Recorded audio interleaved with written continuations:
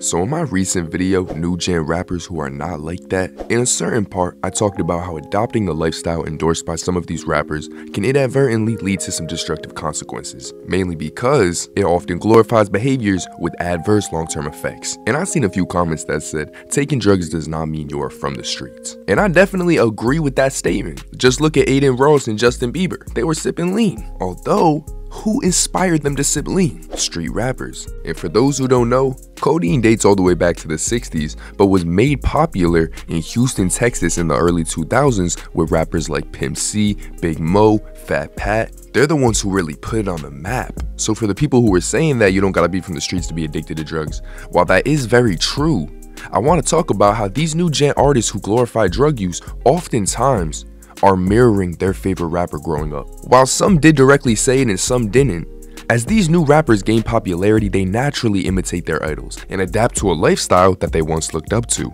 And when doing my research, I noticed a lot of these rappers that were idolized and led the new generation to be so desensitized to drugs were once again mostly street rappers. So I don't want to waste any more time. It's your boy 10 Toes In, and let's talk about some rappers who started taking drugs because their favorite rapper. Now let's get the one that everybody knows out the way, and that's Future and Juice WRLD. It became public knowledge that Juice WRLD started sipping because Future even said it himself in an interview with Rolling Stone that when he first met Juice WRLD collaborating in 2018 on their collab tape, the first thing that Juice said to Future was that you influenced me to try lean. And Future said that made him feel horrible. He said he can't imagine how many people started sipping because of him, but he's capping cause bro ain't never gonna stop talking about it. Even though we know Future ain't even a sipper like that. If they like your music, they're listening to it over and over and over. It's programming. And they might try some of those things they hear you talk about. I remember I had a conversation with Future one time in the studio. And he said something that I will never forget. And he laughed while he said it. He was like, yeah, you know, people be thinking I do people be thinking I'm really doing a lot of drugs because I rap about it all the time. But they don't even be knowing I'm a lightweight. But this just shows you the influence that rappers have onto their fans, and also the influence it can have even if they're not being real. Now of course you can't directly blame Future for Juice WRLD's death.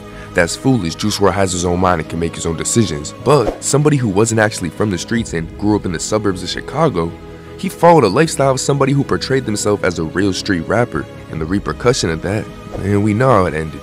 R.I.P. to Juice WRLD. And not only Juice WRLD, but even A Boogie claimed in a Breakfast Club interview and said that Future is the reason that he started taking Adderall. He also stated that he tried lean and Percocet, but he would always have a bad experience if he took them. Now A Boogie's from Highbridge and he grew up in that environment. And for him to still admit that Future's the one who played the role in his drug use, like man, this all just falls in line with what I was talking about in my last week video. With the way the industry works, putting these artists on pedestals and making us idolize them, it can really lead people down a path of destruction. Now next, I want to talk about a rapper who literally stated that he got a lean gut because he was trying to be like Gucci Mane. Now most of y'all probably already know who I'm talking about. And that's the legend himself, Lucky. Now Lucky's been a fiend for a minute. I'm pretty sure he was 15, 16 popping Xanax. But we know that he quit Xanax and he's been sipping heavy for about 5-6 years now. And just recently, when he was facing criticism about his weight gain due to his lean addiction, he revealed that his initial inspiration was to emulate Gucci Mane. Not karma, but I wish this on myself because I used to want to be like Sosa and Gucci Man.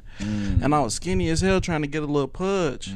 Then I got it, but I stopped caring about having it. You feel me? I wish this on myself. Didn't stop growing. Yeah, I wished it on myself. Come on, this guy is. And it's not just Lucky. A lot of these rappers looked up to Gucci Mane. I would say that Lil Wayne, Gucci, Thug, and Future are the sole reason that this entire generation glorifies drugs. Street rapper or not, this has become part of the agenda. And like I said earlier, it falls back on street rappers. Of course not 100% of the time, but in most cases it will. And if you want to be specific, it falls back on the streets itself, with hip-hop's most glorified drug, which we know is lean, originated in Houston, gaining popularity in the late 90s, early 2000s. But that was the start for what will go on to become the modern day rock stars on heroin. That's simple. Even Yeat said himself most of his inspiration comes from Thug and Uzi.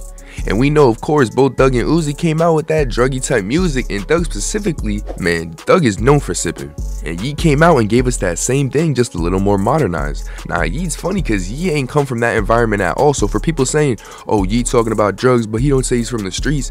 Yeah, but he's pushing the self-destruction, and he got his inspiration from people who are from the streets. He's just a reflection of that. Yes, he's not talking about what side he reps or something like that, but he is simply an offspring from these street rappers. His subject material isn't too far from who he grew up idolizing. And if it weren't for this low vibrational activity being glorified, Yeat would have never been fascinated in rap music to begin with.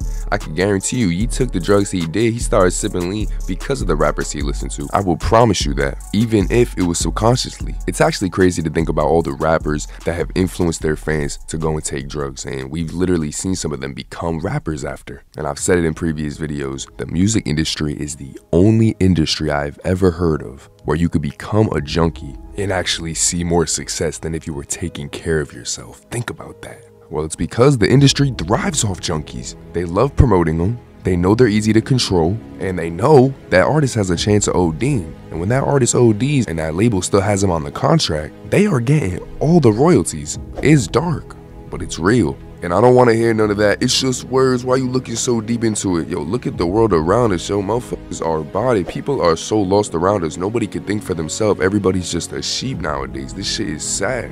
You can't even have certain opinions on things without worrying about what people say about you. Why do you even care? Because if that's truly you, it's not like you're going to change. That's who you are. And with this video specifically, man, y'all got to think for yourself. If you're moving in life not aware, not really understanding what you feed into your brain, you might end up somewhere you shouldn't, or you might end up doing something that you really shouldn't be doing. And yes, I know the drugs make for some of the best music we have ever heard. I have a whole video on that. Although, let's not ignore that the music usually is the only positive to come out of the drug addiction. And a lot of rappers end up going sober after being geeked for so many years. I even heard Yeat's trying to go sober now. Whether he successfully did it or not, I don't know. You know, a lot of artists be capping. They say they kicked the cup and they didn't kick the cup. But you gotta do what's best for your health regardless, because man, it's health over wealth, it's health over everything. You need your health to do everything. I love these dudes' music, I really do, but I'm just trying to steer y'all in the right direction. At the end of the day, these rappers are just products of what society glorifies, and they fell victim to it. They're programmed. Just think about how many went out like Juice WRLD and just aren't famous, but they got into drugs because the artists they listen to. You guys gotta be cautious of what is affecting you. And to do that, you gotta stay on 10 toes, man. You gotta take care of yourself. You gotta think for yourself. But of course, it's been your boy 10 Toes. I appreciate all the love y'all been showing. Y'all be cool, smooth, patient. I'm out.